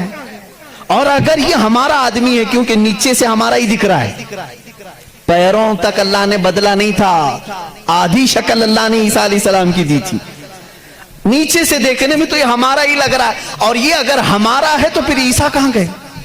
اسی ٹینشن میں معلوم ہے 500 سال گزر گئے, اس ٹینشن میں 500 سال گزر. اب بیچارے عیسائیوں کو یہ بھی نہیں معلوم تھا. عیسائیوں کو کون بتائے گا؟ کیونکہ عیسیٰ علیہ السلام کے بعد سے لے کر ہمارے نبی تک بیچ میں کوئی نبی نہیں آئے, کوئی نبی نہیں آئے. عیسیٰ علیہ السلام کو آسمانوں پر جب اٹھا لیا گیا تب سے تاریخ شروع ہوئی. جو آج ہم تاریخ میں بیٹھے ہوئے ہیں 2021 میں, یہ 2021 سے پہلے کا واقعہ ہے. اب تاریخ وہاں سے شروع ہوئی. ٹھیک 570 سال گزر چکے تھے, عیسیٰ علیہ السلام کو آسمانوں پر اٹھا لیا گیا. جھگڑے چلتے رہے عیسائیوں کے اور یہودیوں کے, یہ ان کو قتل کرتے تھے, وہ ان کو قتل کرتے تھے. کئی بار بیت المقدس کو لوٹا گیا, کبھی عیسائی وہاں پر قابض ہوتے تھے, کبھی یہودی قابض ہوتے تھے, کیونکہ عیسائیوں کے لیے بھی مقدس تھا, یہودیوں کے لیے بھی مقدس تھا. لڑائیاں چلتی رہتی تھی. وہ عیسیٰ علیہ السلام کو گالیاں دیتے تھے اور ان کو کہتے تھے کہ وہ فلاں سے پیدا ہوا, فلاں سے پیدا ہوا. بی بی مریم کو زنا کی تہمت لگاتے تھے. عیسائی صفائی دیتے رہتے تھے, نہیں وہ اللہ کی طرف سے آئے تھے. بعد میں پھر ان کا بھی بگڑ گیا عقیدہ, نہیں اگر یہ بار بار کہہ رہے ہیں کہ عیسیٰ کے باپ نہیں تھے, کیسے ہو گئے کیسے ہو گئے, تو عیسائی بولنا شروع کر دیا ان کا باپ تو اللہ ہی تھا, خدا ہی تھا. تو یہ ان سے بچنے کے لیے اسی ٹینشن میں 550 سال چلے گئے. پھر میرے آقا صلی اللہ تعالیٰ علیہ وسلم تشریف لائے. جب مدینہ طیبہ میں آئے تو ان لوگوں کے جھگڑے دیکھے. مدینہ میں عیسائی بھی تھے, یہودی بھی تھے. اور حیرت کی بات میں آپ کو بتاؤں, مدینہ میں عیسائی بھی تھے, یہودی بھی تھے. کیوں تھے یہ لوگ پہلے سے یہاں پر؟ بڑا طویل واقعہ ہے. یہ گاؤں بھی نہیں تھا, شہر بھی نہیں تھا, کچھ بھی نہیں تھا, مدینہ کچھ بھی نہیں تھا. ایک بار یمن کا بادشاہ وہ حج کے لیے آیا تھا, خانہ کعبہ کا طواف کرنے کے لیے. اس کے ساتھ 700 علماء تھے. کتنے؟ 700 علماء تھے. وہ جب واپس جا رہا تھا تو وہ علماء جو تورات بھی جانتے تھے, انجیل بھی جانتے تھے, انہوں نے ساری علامتیں میرے نبی کے آنے کی پڑھ لی تھی. انہوں نے زمین کو دیکھا اور پہچان لیا, کہا وہ آخری رسول جو آئیں گے وہ اسی زمین پر آئیں گے. کیونکہ ہماری کتابوں میں لکھا گیا ہے عرب کے صحرا میں ایک چٹیل میں ایک زمین ایسی ہوگی جو پہاڑوں سے گھری ہوگی اور درخت کھجوروں کے کثرت سے ہوں گے, وہاں ہریالی ہوگی, اس کے بیچ میں وہ رسول آخری زمانے میں آئے گا. ان لوگوں نے پہچان لیا یہی زمین ہے.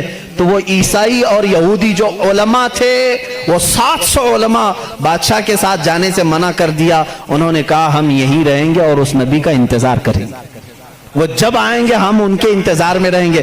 تو مدینہ بسایا گیا تھا کس کے لیے؟ میرے نبی کے انتظار میں. اس سے پہلے وہاں آبادی نہیں تھی, کوئی آبادی نہیں, اور بسایا ہی نہیں یہودیوں نے. یہودی ہی انتظار میں آ کر کے مدینے میں رہے. اور اتنا ہی نہیں, وہ بادشاہ نے ان کے لیے سب کے لیے گھر بنائے, ایک آبادی بنی, اور اپنا ایک لیٹر بھی دے کر کے گیا کہ اگر وہ نبی آ جائیں تو میرا یہ خط ان کو دے دینا کہ میں بھی ان پر ایمان لاتا ہوں.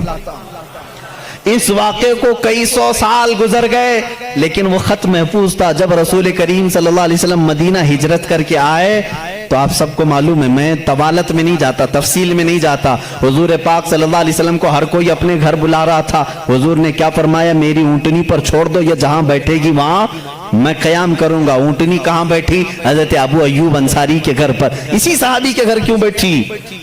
हुजूर सल्लल्लाहु ताला अलैहि वसल्लम उस घर में मेहमान हुए हजरत अबू अय्यूब अंसारी के। रिवायत ये मिलती है कि दूसरे ही दिन अबू अय्यूब के पास, अंसारी रज़ियल्लाहु ताला अन्हु के पास वो लेटर मौजूद था जो बादशाह ने दिया था, वो खत मौजूद था जो कई सौ साल पहले बादशाह देकर गया था। वो उनकी औलादों में चलता आ रहा था और वो हजरत अय्यूब अलैहिस्सलाम, अबू अय्यूब अंसारी रज़ियल्लाहु ताला अन्हु के तक पहुंचा और वो हुजूर सल्लल्लाहु ताला अलैहि वसल्लम की खिदमत में पहुंचा। मेरे अजीजों, इन ईसाइयों ने और यहूदियों ने मदीना भी बसाया मेरे नबी के इंतजार में, लेकिन जब वो रसूल हकीकत में आ गए तो इन्होंने क्या किया? ईमान लाने से इनकार कर दिया, नहीं माने, क्योंकि उस वक्त धंधा जोरों पर था। लोगों को जो बेवकूफ बनाने का धंधा है वो बाबागिरी में बहुत ज्यादा थे, ईसाई भी और यहूदी भी। लोगों को पागल बनाना, उनसे पैसे ऐंठना, ये कामों में मसरूफ थे। अगर वो नबी की तरफ लोगों को कह दें यही आखिरी रसूल है, यहाँ कैसे चलेगा फिर काम? इसलिए वो इनकार कर गए। अब मैं आपको बताता हूँ, ईसा अलैहिस्सलाम ने जो कहा था हवारियीन से, वो रसूल आएगा, मेरी पाकी बोलेगा और बीबी मरियम को ताहिरा कहेगा जब लोग उन पर इल्जामात लगा रहे होंगे। मेरे आका सल्लल्लाहु ताला अलैहि वसल्लम जब मदीने तशरीफ लाए तो देखा यहूदी और ईसाई आपस में लड़ते हैं, ये इनको ताना मारते हैं, वो इनको ताना मारते हैं। किसी को हकीकत का इल्म ही नहीं था। आखिर उनको सूली दी गई या कत्ल किया गया, क्या हुआ किसी को नहीं मालूम था। पहली मर्तबा मेरे आका सल्लल्लाहु अलैहि वसल्लम पर कुरान की आयत आई, अल्लाह रब्बुल इज्जत ने फरमाया बल रफ़अहु अल्लाहु इलैह। ये लोग आपस में झगड़ते हैं, उनको यहूदी कहते हैं हमने सूली पर चढ़ा दिया, फांसी दे दी। ईसाई कहते हैं नहीं, वो गायब हो गए हैं, आएंगे। ऐ नबी आप फरमा दें, न ईसाई सही कह रहे हैं न यहूदी सही कह रहे हैं, बल्कि अल्लाह ने ईसा को आसमानों पर उठाया है। मेरे आका सल्लल्लाहु अलैहि वसल्लम ने सबसे पहली मर्तबा ये बयान किया और फिर यहूदियों से कहा, ऐ यहूदियों, तुम हरगिज बीबी मरियम की तरफ उंगली ना उठाना, इसलिए कि वो बतूल है, वो असरा है, उन्हें किसी बशर ने छुआ तक नहीं। ईसा अलैहिस्सलाम जो पैदा हुए वो अल्लाह की निशानी है। अब मुझे बताओ, ईसाइयों के ऊपर 500 साल से ये गलाजत डाल रहे थे, कौन? यहूदी। 500 साल से गालियां दे रहे थे। इन ईसाइयों को एहसान मानना चाहिए मेरे रसूल पाक का। मेरे रसूल करीम सल्लल्लाहु ताला अलैहि वसल्लम ने सैयदना ईसा अलैहिस्सलाम की तहारत बयान की कि वो अल्लाह के बेटे नहीं है, वो पाकीज़ा हैं, वो अल्लाह की मखलूक हैं। और दूसरी तहारत बयान की सैयदा बीबी मरियम की कि वो पाकीज़ा है, ताहिरा है, बतूल है, अज़रा है। अब ईसाइयों को यह तस्लीम करना चाहिए कि हमको यहूदियों के इन इल्जामात से अगर किसी ने बचाया है तो वो मोहम्मद रसूलुल्लाह है। ईसाइयों की किताब में ये सारी चीजें मौजूद हैं मेरे अजीजों। अब यहाँ पर बात बहुत ज्यादा है, मैं आपको मुख्तसर लेकर के जा रहा हूँ। दुनिया के जो बड़े मज़ाहिब हैं, जो बड़े रिलीजियन हैं, उनमें से यहूदी भी हैं, ईसाई भी हैं। तीसरे नंबर पर अगर मैं बुद्ध मत का जिक्र करूं, बुद्धा जिसको गौतम बुद्ध कहते हैं, इस दीन का बानी, इस दीन का फाउंडर, इस दीन का मौजिद गौतम बुद्ध, उसकी तालीमात, उसकी किताबें आज भी मौजूद हैं। किताबें जो दसातीर कहलाती हैं, गौतम बुद्ध की किताबों में अखलाक ज्यादा सिखाए गए हैं, तसव्वुफ ज्यादा सिखाया गया है, दुनिया से किनारा कशी ज्यादा सिखाई गई है। जैसे आज भी गौतम बुद्ध के मानने वाले ये कहते हैं, ईसाइयों में जिस तरह फिरके हुए, इसी तरह बुद्ध मत में भी फिरके हुए। इसमें से जैसे कुछ नंगे रहने वाले, कुछ लोग कपड़े पहनने वाले, कुछ पूरी दुनिया को छोड़ने वाले, कुछ दुनिया में से थोड़ा चखने वाले, सब तरह के हुए। लेकिन गौतम बुद्ध की जो तालीमात थी वो दुनिया से किनारा कशी के लिए थी। गौतम बुद्ध दुनिया का एक बड़ा, उस जमाने में पैरोकार जिसके रहे हों, ऐसा शख्स था। अब उसकी एक किताब जो उसके एक शागिर्द ने लिखी है, उसकी तालीमात को जमा किया है, जिसको कहते हैं चकावती सनन्ना, ये किताब है। उस किताब में गौतम बुद्ध तालीम दे रहा है, कहता है कि ऐ मेरे चाहने वालों, ऐ मेरे मुरीदों, ऐ मेरे शागिर्दों, सुनो मैं तुम्हें एक बड़ी बात बताता हूं। कहा मैं एक ही बुद्धा नहीं हूं, दुनिया में एक बहुत बड़ा बुद्धा आएगा। बुद्धा कहते हैं पाकीज़ा और मुकद्दस आदमी को, मुकद्दस आदमी को बुद्धा उस जुबान में कहा जाता है। एक और बड़ा एक बड़ा बुद्धा आएगा और वो तबलीग करेगा, اس کی تبلیغ شروع میں بھی عروج پر ہوگی اور جب پھیلے گی تو ہزاروں کی تعداد میں ہوگی۔ اس نے کہا جس طرح میرے شاگرد سینکڑوں میں ہیں اس کے شاگرد لاکھوں میں ہوں گے۔ بدھا نے کہا گوتم بدھ عیسیٰ علیہ السلام سے بھی 700 سال پہلے کا ہے، 700 سال پہلے عیسیٰ علیہ السلام سے، میں تو عیسیٰ علیہ السلام کا ذکر کر چکا ابھی۔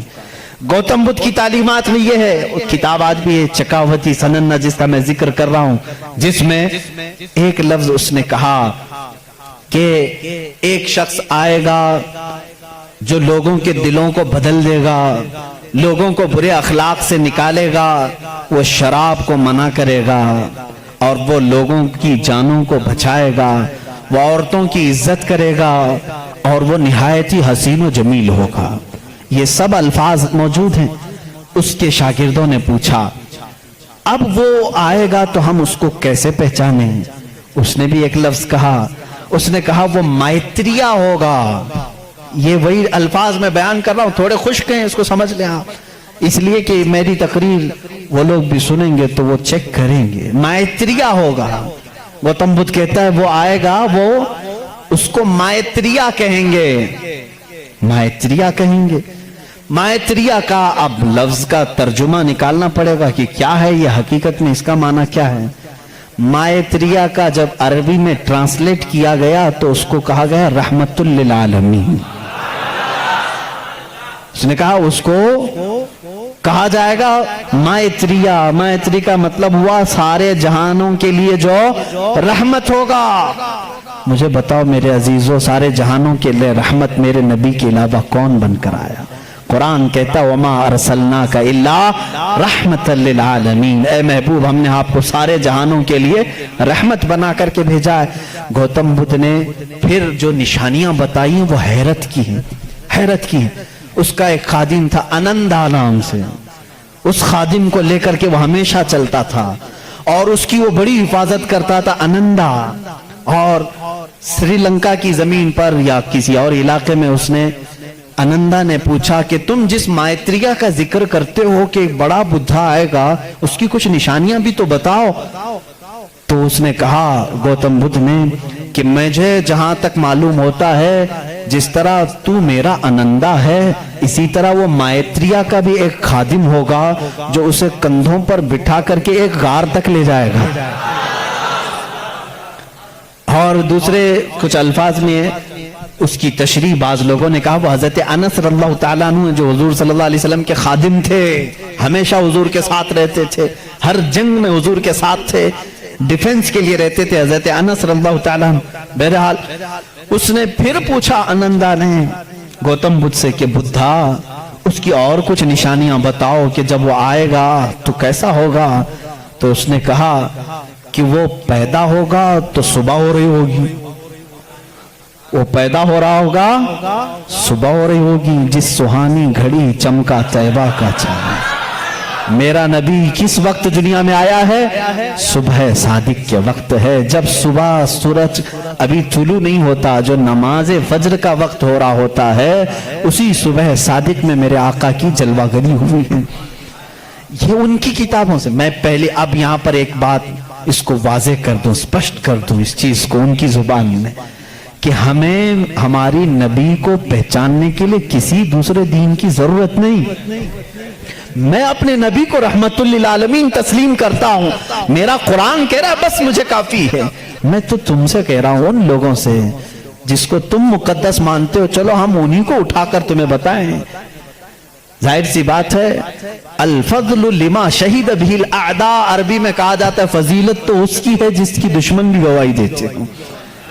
اب بدھا یہ کہتا ہے، گوتم بدھ یہ کہتا ہے کہ وہ بدھا آئے گا تو وقت صبح کا ہو رہا ہوگا۔ پھر کہا اس نے کہ اس کی ایک اور علامت میں تمہیں بتاؤں کہ اس کو بہت بڑی بصیرت ملے گی، بہت بڑی بصیرت، نالج اس کے پاس بہت بڑا آئے گا، اتنا بڑا آئے گا کہ وہ اس نالج سے پوری دنیا کو دیکھے گا، اتنا نالج اس کے پاس۔ میں اس کو بصیرت کو نالج کہہ رہا ہوں، اتنی فہم اتنی ادراک اس کو ملے گی۔ یہ گوتم بدھ کہہ رہا ہے اپنے خادم سے انندا سے کہ اتنی نالج اس کو ملے گی کہ اس سے وہ پوری دنیا کو دیکھے گا اور اسی سے وہ پوری دنیا کے نظام کو چلانے کی بات کرے گا۔ लेकिन उसकी अलामत ये होगी कि वो जो नॉलेज, वो जो बसीरत उसको मिलेगी उस बुद्धा को, वो रात के वक्त मिलेगी। वो कब मिलेगी? रात के वक्त मिलेगी। मैं ये कहता हूं जिस बसीरत का वो जिक्र कर रहा था मेरे मुस्तफा के लिए, वो कुरान पाक है और वो नाजिल हुआ है। कुरान खुद कहता है इन्ना अंज़लनाहु फी लैलतिल क़द्र, हमने कुरान को नाजिल किया है। कब नाजिल किया है? लैलतुल क़द्र में, रात के वक्त नाजिल किया है। गौतम बुद्ध कह रहा है उसे एक बसीरत मिलेगी, बहुत बड़ी नॉलेज मिलेगी और वो रात के वक्त मिलेगी और वो रात बहुत चमकदार होगी। वही तो हमारा कुरान कह रहा है लैलतुल क़द्रि खैरुम मिन अल्फ़ि शहर। उस रात को तुम क्या जानो, वो एक रात 1000 महीनों से बेहतर है। रात के वक्त बसीरत मिली। तीसरी और एक उसने अलामत बताई। उसके खादिमों ने बहुत पूछा, उन्होंने पूछा अच्छा किया बाकी बुद्धों के लिए पूछा, और उसने कहा कि उसकी एक और अलामत तुम देखोगे, वो मैत्रेय जो है, वो जो सबसे बड़ा बुद्धा होगा, वो जब दुनिया से जा रहा होगा तो वो भी रात का वक्त होगा। दुनिया से जा रहा होगा वो भी रात का वक्त होगा, लेकिन उसके चले जाने के बाद कोई उस जैसा बुद्धा कयामत बाकी कभी नहीं आएगा, कभी नहीं आएगा। और उस रात अंधेरा होगा। ये सब उसने, ये चकावती सनन्ना जो किताब में बता रहा हूं उसमें, और कुछ दसातीर हैं उसमें ये बातें बयान की गई। अब मैं आपको बताऊं वफात रसूल के मुतालिक। मेरे आका सल्लल्लाहु तआला अलैहि वसल्लम जिस वक्त दुनिया से रुखसत हो रहे थे, माँ आयशा सिद्दीक़ा रज़ियल्लाहु तआला अन्हा उसकी गवाह हैं।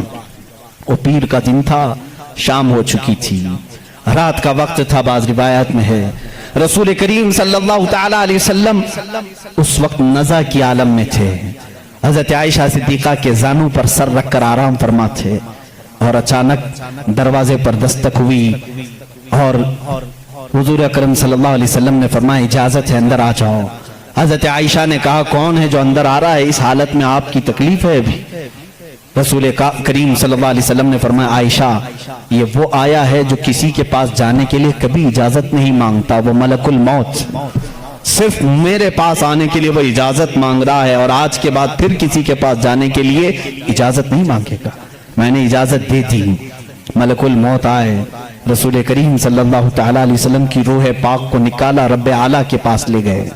ये हुजूर की वफात के आखिरी औकात, वो बड़े गमगीन हैं, मैं फिर जज्बात में डूब जाऊंगा।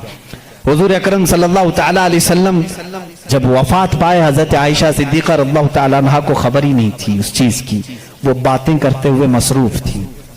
हुजूर अकरम सल्लल्लाहु तआला अलैहि वसल्लम के साथ बातें करने में वो मसरूफ थी। अचानक सिद्दीक़ अकबर रज़ियल्लाहु तआला अन्हु हुजरे में दाखिल हुए। अंधेरा था, अंधेरा था। हुजूर अकरम सल्लल्लाहु अलैहि वसल्लम के जिस्म अक़दस के पास जैसी आए, हज़रत सिद्दीक़ अकबर ने महसूस कर लिया कि अल्लाह के आखिरी रसूल अब दुनिया से पर्दा फरमा चुके। आप अपने आंसुओं को जब्त न कर सके। आपने इन्ना लिल्लाह पढ़ा और सीधे मेरे आका के माथे को बोसा दिया और उसके बाद रोती हुई आंखों से सिद्दीक़ अकबर ने कहा वल्लाही लन यजमअल मौतैन, अल्लाह की कसम अब अल्लाह ताला दूसरी मौत कभी आप पर नहीं लाएगा। एक मौत आनी थी वो आ गई, ए रसूल अब दूसरी मौत कभी नहीं आएगी। हजरत आयशा ने ये सुन करके फौरन इस्तेजाब का इजहार किया। वो कहती हैं उस वक्त तक उन्हें एहसास नहीं होता कि ये आका रसूल करीम सल्लल्लाहु तआला अलैहि वसल्लम दुनिया से पर्दा कर चुके हैं। हजरत आयशा को उन्होंने उठाया, मेरे आका सल्लल्लाहु तआला अलैहि वसल्लम के जिस्म नाज को जब उन्होंने सुलाया, जानते हो ये वो रात थी, ये वो रात थी। हजरत आयशा कहती है मेरे हुजरे में हुजूर का यह आखिरी दिन था, लेकिन सोए इत्तेफाक कि उस रात मेरे घर में चिराग जलाने के लिए तेल भी नहीं था, चिराग जलाने के लिए तेल भी नहीं था। ये रिवायत मशहूर है। जिस रात रसूल करीम सल्लल्लाहु अलैहि वसल्लम की वफात हुई वो अंधेरी रात थी, और अंधेरा क्यों ना हो जब सूरज गुरूब हो जाए, जब आफताब गुरूब हो जाए तो अंधेरा कैसे ना हो। लेकिन मेरे अजीजों इस बात को मैं यहाँ बताना चाहता हूँ, बुद्धों की बुद्धिज्म में ये बात बताई गई। गौतम बुद्ध ने ये खुद कहा कि वो माएत्रिया आएगा तो रोशन होगा, जब वो जा रहा होगा तो निहायत ही अंधेरा होगा, रोशनी नहीं होगी, लेकिन उसका चेहरा चमक रहा होगा। अजीजा ने गिरामी, मुझे बताओ जितनी अलामतें उसने बताई हैं ये मेरे नबी के अलावा किसकी ज़ात में पाई जाती हैं? और भी दीगर मज़ाहिब हैं दुनिया के, वक्त निकल गया। जरदश्ती मजहब जो मजूसी हैं इनकी भी किताब है ज़ंदावस्ता नाम से। ये फारसी के लोग थे, ईरानी असल थे, आग की पूजा करते थे। उनकी किताब में भी लिखा है, पारसियों की किताब में लिखा गया है कि एक नबी आएगा जो अरब में पैदा होगा, वो आग को बुझा देगा और काबे की तरफ सारे लोगों के मुंह को मोड़ देगा। उसने कहा उस वक्त तक लोगों का किबला काबा नहीं था, बैतुल मुकद्दस की तरफ मुंह करके पढ़ते थे। ज़ंदावस्ता किताब ये पारसियों की किताब है जिसमें ये जरदश्ती मजहब को मानते हैं। वो उसमें बशारत दी गई है एक नबी आएगा, अरब में पैदा होगा, आग को बुझा देगा और सारे लोगों का मुंह काबे की तरफ फेर देगा। मुझे बताओ काबे की तरफ किसी और नबी ने नहीं फेरा, बल्कि मुस्तफ़ा करीम सल्लल्लाहु तआला अलैहि वसल्लम जब मदीने तैयबा तशरीफ लाए उस वक्त भी लोगों का किबला बैतुल मुकद्दस था, बैतुल मुकद्दस किबला था। हुजूर सल्लल्लाहु अलैहि वसल्लम 17 महीने तक बैतुल मुकद्दस की तरफ मुंह करके नमाज पढ़ाते रहे। मदीने तैयबा में एक इलाका है आज भी वहां जहां आज मस्जिद किबलतैन बनी हुई है, वहां मेरे आका सल्लल्लाहु अलैहि वसल्लम जोहर की नमाज पढ़ा रहे थे, 2 रकात हो चुकी थी। बैतुल मुकद्दस इस तरफ है, खाने काबा इस तरफ है, दोनों अपोजिट साइड में है। बैतुल मुकद्दस की तरफ मुंह करके मेरे आका इमाम है, नमाज पढ़ा रहे हैं, पीछे सहाबा की सफ़ें, 2 रकात हुई थी। हुजूर के दिल में ये ख्याल आने लगा काश हमारा चेहरा काबे की तरफ होता तो अच्छा होता। बैतुल मुकद्दस भी अफजल है, लेकिन काबा वो है जहां मेरे आका की विलादत हुई है। मेरे आका का आबाई वतन हुजूर काबे से निहायत मोहब्बत करते थे। अगर हमारा किबला, हमारे चेहरे का रुख उस तरफ होता तो ज्यादा अच्छा होता। ये दिल में ख्याल करके मेरे आका आसमान की तरफ यूं देख रहे थे। कब? नमाज की हालत में। 2 रकात हो चुकी है, दूसरे पारे का पहला सफा है। रब ताला ने उसी वक्त जिब्राइल को आयत देकर भेजा, फलनुवल्लियन्नक क़िबलतन तरदाहा। आयत कहती है कद नरा तक़ल्लुब वजहिक फिस समा, ऐ महबूब हम आपका आसमान की तरफ चेहरा उठाना देख रहे हैं, हम अनकरीब आपके चेहरे को उसी तरफ फेरेंगे जहां आपकी खुशी है। इतनी आयत ही नहीं आई, इतनी आयत नहीं आई, उसके फौरन बाद उसी आयत में जिब्राइल अमीन ये आयत लेकर के आए, फवल्ली वजहक शतरल मस्जिदिल हराम। ऐ नबी देर किस बात की, असर में नहीं, अभी आप अपना चेहरा काबे की तरफ फरमाएं। खाने काबा की तरफ सारे लोगों का किबला बदल गया। देखो उस रसूल की 2 रकात बैतुल मुकद्दस की तरफ हुई, आप फिर गए, सहाबा फिर पीछे हुजूर के आ गए। बल्कि एक रिवायत में हुजूर सल्लल्लाहु अलैहि वसल्लम चल करके आगे आए, आप इमाम थे और सहाबा फिर सफ़ें। इसी तरह से वो नमाज न टूटी न छूटी न फूटी, हालांकि उस नमाज में रद्दो बदल हुआ। 2 रकात उस तरफ फिर करके, 2 रकात इस तरफ फिर करके। हम अगर फिरेंगे तो नमाज टूट जाएगी, सहाबा की नमाज टूटी नहीं, इसलिए कि इसमें दर्स है नमाज तो असल वही है जो फरमाने मुस्तफा के ताबे हो, रसूल जिस तरफ रुख करे। और सहाबा का ये मजहब भी था। कुछ सहाबा बयान कर रहे हैं, बुखारी शरीफ की हदीस है, मुस्लिम में हदीस है। एक सहाबी से पूछा गया हुजूर अकरम सल्लल्लाहु तआला अलैहि वसल्लम जोहर और असर की नमाज में कुछ पढ़ते थे कि नहीं पढ़ते थे? सिर्री नमाज है ना, किरात तो नहीं होती थी, लेकिन हुजूर इमाम होते, वो खुद भी खामोश खड़े होते या पढ़ते थे? ये बड़ा अजीब सवाल है ना। अब जोहर की नमाज में हुजूर कुछ पढ़ते भी थे कि नहीं पढ़ते थे? सब इमाम खामोश रहते हैं, लेकिन आपने कभी पूछा इमाम साहब आप खामोश तो हैं, सीधे मुंह बंद करके खड़े रहते हैं या कुछ आप हल्के हल्के में पढ़ते हैं? सहाबा से किसी ने पूछा, कुछ सहाबा ने कहा नहीं हुजूर पढ़ते हैं। सुनाई तो किसी को नहीं देता था। उस सहाबी से पूछा गया कैसे मालूम हुजूर नमाज में पढ़ते हैं? कहते हैं हुजूर अकरम सल्लल्लाहु अलैहि वसल्लम की दाढ़ी हिलती हुई हम नमाज में देखते थे। हुजूर पाक की दाढ़ी हिलती थी, इसकी अलामत है कि हुजूर कुछ तिलावत करते थे। अब उस सहाबी से पूछो आपका चेहरा किस तरफ होता था? آپ کا چہرہ کس طرف ہوتا تھا؟ نماز تو قبلے کی طرف منہ کر کے پڑھی جاتی ہے، آپ حضور کا چہرہ دیکھ رہے تھے، داڑھی ہلتی ہوئی دیکھ رہے تھے۔ وہ صحابی کی زبان سے بھی وہی ان کی روح پکارے گی جو اعلیٰ حضرت نے کہا ہے، حاجیو آؤ شہنشاہ کا روزہ دیکھو، کعبہ تو دیکھ چکے، کعبے کا کعبہ دیکھو، غور سے سن تو رضا، کعبے سے آتی ہے صدا، میری آنکھوں سے میرے پیارے کا روزہ دیکھو۔ کعبے کا وہ کعبہ ہے، صحابہ اکرام دیکھتے تھے۔ تو میں یہاں پر بات یہ کر رہا تھا، زرتشتی مذہب میں، پارسیوں کے مذہب میں جو کتاب ان کی مقدس ہے جس کو زندہ وسطہ کہتے ہیں، اس میں یہ بشارت انہوں نے دی ہے، ایک نبی آئے گا، ایک شخص آئے گا، عرب میں پیدا ہوگا، آگ کو بجھا دے گا اور سارے لوگوں کا منہ پھیر کر کے کہاں کرے گا؟ کعبے کی طرف کر دے گا۔ انہوں نے جو کہا تھا وہ صحیح کہا تھا۔ وہ رسول محتشم صلی اللہ علیہ وسلم تشریف لائے، اور جس وقت میرے آقا تشریف لائے تھے ایران میں 1000 سال سے آگ جل رہی تھی، اچانک بجھ گئی، آگ بجھ گئی۔ سارے کاہن اس دن پریشان تھے، اس آگ کو کبھی ہم نے بجھنے نہیں دیا تھا، آج کیسے بجھ گئی؟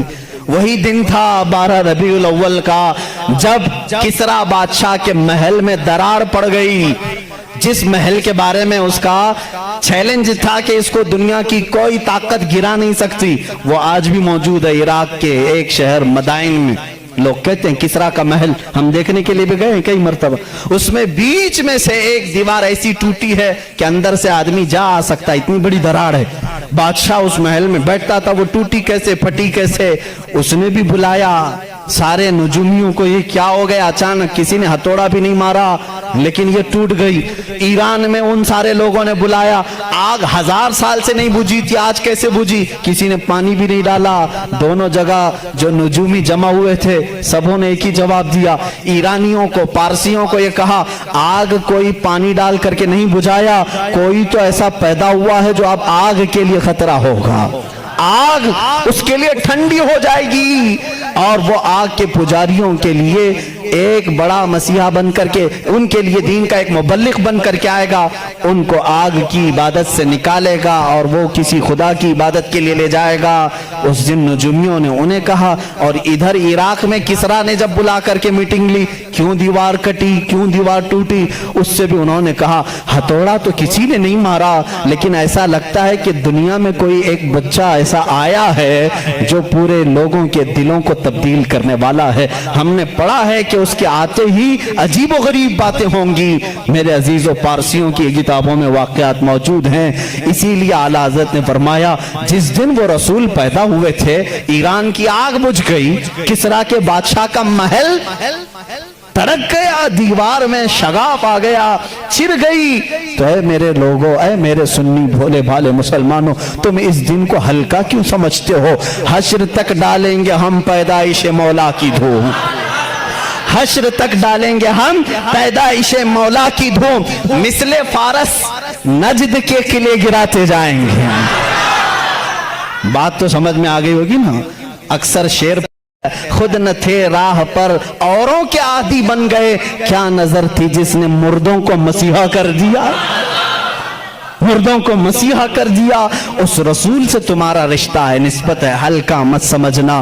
اب میں سمجھتا ہوں جس نوجوان کے اندر یہ فیلنگ آتی ہے پتہ نہیں دنیا مجھے کیا کہے گی، میں داڑھی رکھوں گا، میں ٹوپی پہنوں گا تو کیا سمجھے گی، ایسا نہ سمجھو۔ اگر داڑھی عیب ہوتی تو کائنات کے سب سے حسین چہرے پر داڑھی کبھی نہیں آتی۔ دو جملے آج میری تقریر سے لے کر کے جاؤ، دنیا میں سب سے زیادہ حسین کس کو سمجھتے ہو؟ کس کو سمجھتے ہو؟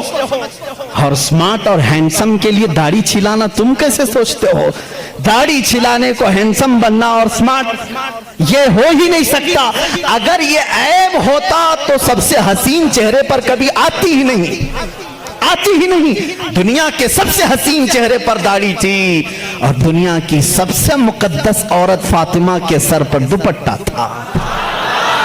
ये दो जुमले आज मेरे काफी हैं, दो जुमले मेरे काफी हैं। अगर सबसे ज्यादा इज्जत वाली होने के लिए कोई औरत दुपट्टा खींच करके नंगे बाल घूमती है तो बेवकूफ है, इसलिए कि कायनात की सबसे मोहतरम खातून जिसके लिए कयामत में भी ऐलान होगा, ऐ लोगों अपनी आंखें नीची करो, फातिमा बिन्ते मोहम्मद जन्नत की तरफ जा रही है।